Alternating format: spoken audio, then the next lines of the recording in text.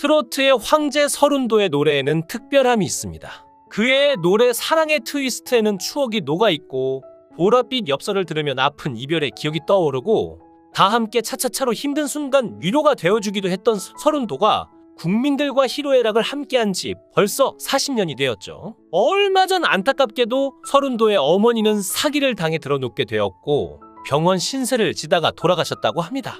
그런데 딸바보라는 말을 들으며 애지중지 키웠던 딸 이승아마저 극단적인 선택을 하였다고 하는데 오늘은 그의 아픈 가족사를 알아보겠습니다. 서른도는 트로트계 싱어송라이터로 통하는데 그는 노래도 잘 부르지만 작곡 실력도 뛰어나죠. 서른도의 히트곡 삼바의 여인 보랏빛 엽서, 사랑이 이런 건가요 등은 모두 그의 손에서 탄생했는데요. 지난해에는 서른도가 이명웅에게 선물한 노래 별빛 같은 나의 사랑아가 대박 나기도 했습니다. 가수 서른도의 본명은 이영춘인데요. 데뷔를 준비하던 시절 서른도는 이영춘이라는 이름이 너무 촌스러워 예명을 생각하게 되었고 그 결과 서른도라는 이름을 생각해내게 되었다고 합니다. 서른도는 처음에는 스스로 나온 하처럼 최고의 가수가 되자는 뜻과 그리고 권투의 라운드처럼 가수 인생의 매 라운드를 열심히 살자는 뜻에서 나운도라는 이름을 지었다고 하는데요. 그런데 매니저가 운도는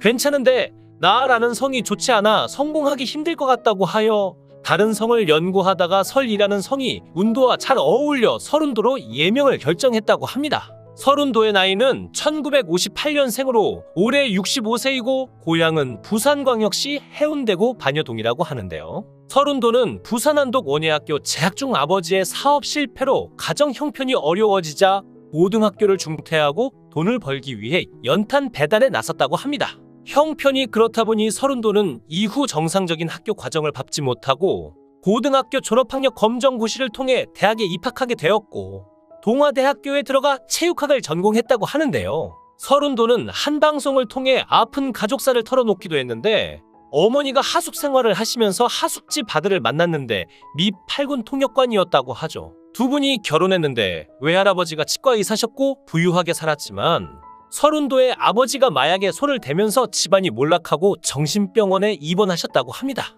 마약 중독을 이기기 위해 술을 드시다 알코올 중독이 되셨는데 어머니가 자식 때문에 가정을 홀로 지키셨다고 하죠. 그래서 집이 몰락하는 바람에 장남인 서른도는 직업 전선에 뛰어들어야 했고 70년대 당시 펑크 소프트 록 밴드 트리퍼스의 대타 보컬리스트로 돈벌이를 시작했다고 합니다.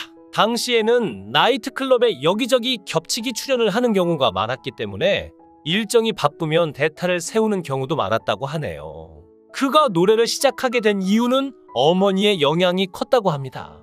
서른도의 어머니는 원래 교편 생활을 오래 하시다가 공무원 생활을 하셨다고 하는데요. 우연히 노래자랑에 참가하셨다가 우승하시는 바람에 부산 MBC 전속 가수가 됐다고 합니다. 이후 서른도는 육군에 입대하여 전역한 뒤 1982년 당시 서바이벌 오디션 프로그램이었던 KBS 신인탄생에 출연해 프로그램 5주 연속으로 우승하며 데뷔 이듬해인 1983년 KBS 특별 생방송 이산가족을 찾습니다에 출연하여 데뷔곡인 잃어버린 30년을 부르게 되었는데 하루 만에 빅히트를 기록하게 됩니다. 잃어버린 30년은 원래 아버지께라는 제목으로 발표된 노래인데 이산가족 생방송을 하는 걸 매니저가 보고 작사가 박건호에게 전화를 걸어 작사를 요청했고 하룻밤에 작사, 그 다음날 녹음, 모레의 방송, 하루 만에 엄청난 히트를 하여 이후 이 곡은 녹음 후 최단 기간에 히트한 곡으로 기네스북에 오르게 되었죠. 서른도 본인도 이산가족 상봉 방송 기간 내내 약 1000여 번은 불렀다고 하는데요.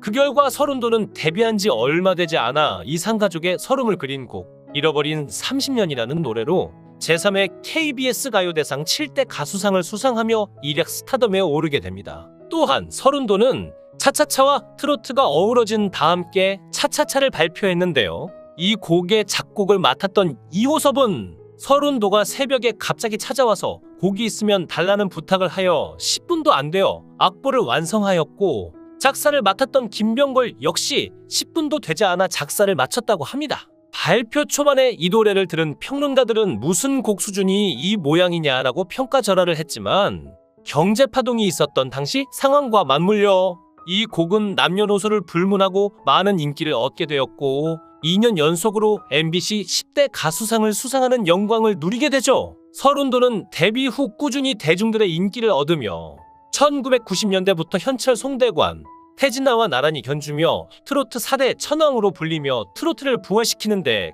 결정적인 역할을 했다고 할 수 있는데요. 특히 서른도는 주로 반짝이 의상을 입고 무대에 올라 대중들에게 반짝이 의상하면 생각나는 가수로 꼽혔죠. 이후 2004년에는 춘자야가 인기를 얻으며 당시 혜성처럼 나타나 전국에 일명 어마나 열풍을 일으켜 트로트의 세대 교체를 이룬 장윤정을 제치고 전국 톱10 가요쇼에서 1위를 차지했습니다. 한편 서른도는 아내 이수진과 결혼해 현재 슬하에 2남 1녀를 두고 있는데요. 서른도와 이수진 부부는 1987년 처음 만났다고 합니다. 드라마 종방영에서 한 테이블에 우연히 합석을 하게 되었다가 서른도가 아내를 보고 첫눈에 반했죠. 이에 서른도는 초면에 실례지만 너무 미인이다라는 말로 시작해서 고향이 어디세요? 라고 물었다고 하는데 뜻밖의 둘 다 고향이 부산이었다고 합니다. 이후 서른도는 이수진이 작사가로 활동하고 싶어 한다는 것을 알고 자신의 신곡이 나오면 들어달라고 이야기를 했고, 그러다 갑자기 수진씨 우리 결혼합시다 라고 이야기를 했다고 하죠. 그리고 이후 세 번째 만났을 때는 결혼해달라고 떼를 썼다고 합니다. 서른도는 당시 아내 직업이 영화 배우였다. 80년대 인기 배우였다. 28세 때 아내를 처음 만났는데 내가 좋아하는 스타일이었다. 처음에 안 넘어오길래 노래를 좋아한다고 해서 음반 낼 생각 없느냐고 물었다고 말했죠. 서른도는 이수진과 데이트 약속을 잡고 약속 장소에서 2시간 이상 기다려도 안 나타나서 나가려는데 들어왔다고 합니다. 그때부터 만남이 시작됐는데 첫 데이트에 임신해서 운명이라고 생각해서 결혼하자고 했다고 하죠. 당시 두 사람은 청평으로 드라이브를 가게 되었고 마침 또 그때 눈이 엄청나게 많이 왔다고 합니다. 그리고 감사하게도 차가 고장이 났는데 마침 파전집이 있어 거기서 일단 동동주나 마시자고 했고 분위기가 좀 올랐을 때 청혼을 했다고 합니다. 당시 서른도는 아내에게 결혼 안 해주면 여기서 죽을 거라고 막대를 썼다고 하네요. 그리고 이후 2차로 술 한 잔 더 하고 결국 연인으로 발전하게 되었다고 합니다. 그렇게 해서 서른도의 아내 이수진은 그와 만나게 되면서 곧바로 결혼해 아이를 낳게 되었는데요. 이후 1년 뒤 바로 둘째를 낳게 되면서 자연스럽게 배우 활동을 그만두게 되었다고 하는데요. 아내 이수진은 서른도의 상당히 긴 무명 시절 동안 뒷바라지를 위해 많은 노력을 했지만 나중에 남편이 우리나라에서 가장 유명한 트로트 가수 중 한 명이 되었어도 명품백 하나 사달라는 소리를 한 적이 없다고 합니다. 두 사람의 애정은 여전하지만 두 사람도 위기가 없었던 것은 아니라고 하는데요. 과거에 서른도 어머니가 돈이라도 좀 벌어보고자 다방을 하나 인수해서 하려고 했는데 그때 사기를 엄청 크게 당했다고 합니다. 서른도는 어머니가 착하시다 보니 사기꾼이 붙었다. 큰 커피숍을 인수하려고 한다고 할 때 함정이다. 잘 되면 어머니한테 줄 리가 없다고 반대했다. 하지만 아들 말도 안 들으시더라.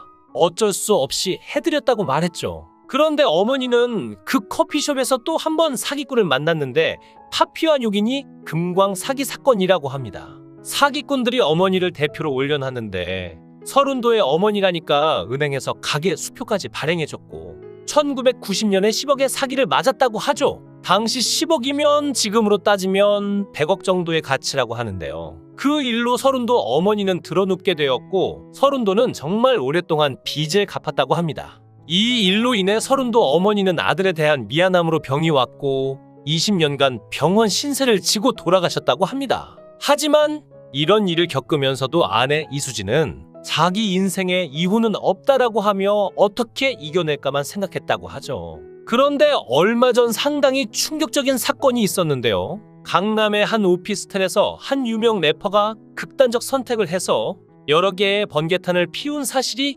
경찰로부터 드러나 뉴스를 통해 보도된 사건이 있었죠. 유튜버 이진호 기자는 이 내용을 조금 더 자세하게 들여다봤다고 하는데요. 당시 한 오피스텔에는 번개탄을 피운 A씨 말고 B씨가 함께 있었죠. A씨는 번개탄을 피워 극단적 선택을 하려고 한 것으로 드러났고 B씨는 자다가 일어나 번개탄이 타고 있는 것을 알아채고 물을 뿌려 다행히 큰 화재로 이어지지 않았고 본인 또한 큰 화를 면할 수 있었다고 합니다.